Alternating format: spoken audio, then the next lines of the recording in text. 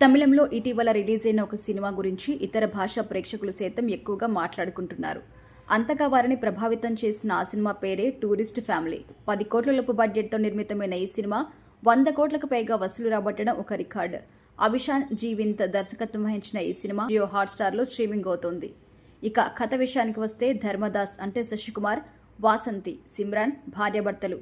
వారి సంతానమే నీతూషాన్ అంటే మిథున్, మురళి, కమలేష్. ఈ ఫ్యామిలీ శ్రీలంక నుంచి భారత్కి అక్రమంగా వస్తుంది. ఒక పోలీస్ టీంకి దొరికిపోయినా తెలివిగా తప్పించుకుంటారు. వాసంతి అన్నయ్య ప్రకాష్ అంటే యోగి బాబు వాళ్ళు ఇక్కడ ఉండటానికి అన్ని రకాల ఏర్పాట్లు చేస్తారు. తాము శ్రీలంక నుంచి వచ్చిన విషయాన్ని రహస్యంగా ఉంచుతారు. కేరళ నుంచి వచ్చినట్టుగా చెబుతూ ఆ కాలనీలోని వాళ్ళని నమ్మిస్తారు. అయితే వాళ్ళు తమకు తెలియకుండానే ఒక పోలీస్ ఆఫీసర్ ఇంట్లోకి అద్దెకు దిగుతారు. అప్పటి నుంచి వాళ్ళు ఆ ఇంట్లో బిక్కుబిక్కుమంటూ బ్రతుకుతుంటారు. ధర్మదాస్ కారు డ్రైవర్గా ఉద్యోగం సంపాదించుకుంటారు. చిన్న కొడుకును స్కూల్లో వేయగలుగుతాడు. ధర్మదాస్ పెద్ద కొడుకు మాత్రం ప్రేమించిన అమ్మాయికి దూరంగా తనని తీసుకొచ్చిన తండ్రి పట్ల కోపంతో ఉంటాడు.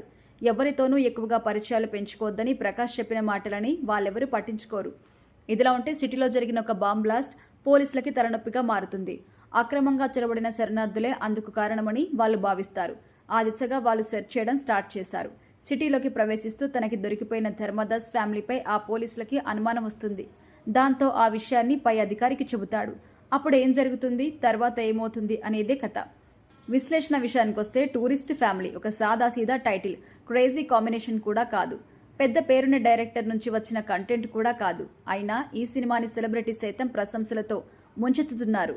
అలాంటి ఒక తమిళ సినిమా ఓటీటీకి రావడానికి చాలా సమయం పడుతుంది అనుకున్నారు, కానీ వచ్చేసింది.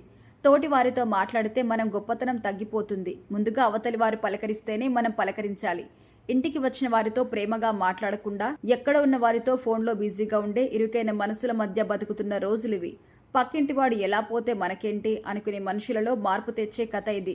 బ్రతకడం కోసం వచ్చి ఎలా బ్రతకాలో నేర్పిన ఒక ఫ్యామిలీ కథ ఇది.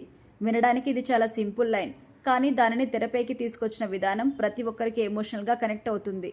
భార్యాభర్తలు, తండ్రి కూతుర్లు, తండ్రి కొడుకులు, ప్రేమికులు, యజమాని, పనివాడు, ఇలా దర్శకుడు అన్ని వైపుల నుంచి ఈ కథను మానవీయ కోణంలో ఆవిష్కరించారు.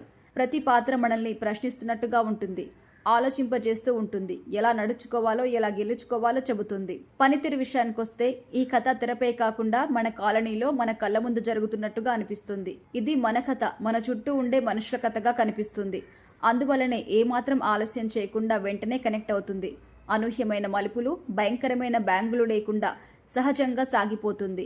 ఆ సహజత్వమే ఈ కథకి ప్రధాన బలమని కూడా చెప్పుకోవచ్చు. ప్రధానమైన పాత్రల్ని పోషించిన ఆర్టిస్టులంతా ఈ కథను ప్రేక్షకులకి మరింత చేరువగా తీసుకుని వెళ్లారు. అరవింద్ విశ్వనాథ్ ఫోటోగ్రఫీ, సీన్ రోల్డన్ సంగీతం, భరత్ విక్రమన్ ఎడిటింగ్ ఈ కథకి కావాల్సినంత సపోర్ట్ చేశాయి. ఇలా అన్ని వైపుల నుంచి అన్ని కుదిరిన ఈ కథ సహాయం చేసిన వారిని సైతం అనుమానించే సమాజాన్ని ఆలోచనలో పడేస్తుంది. ఇక ఫైనల్గా చెప్పాలంటే అన్ని బంధాలను టచ్ చేస్తూ సున్నితమైన హాస్యాన్ని, బరువైన భావోద్వేగాలను ఆవిష్కరించిన ఈ సినిమా ఫ్యామిలీ ఆడియన్స్కి తప్పకుండా కనెక్ట్ అవుతుంది.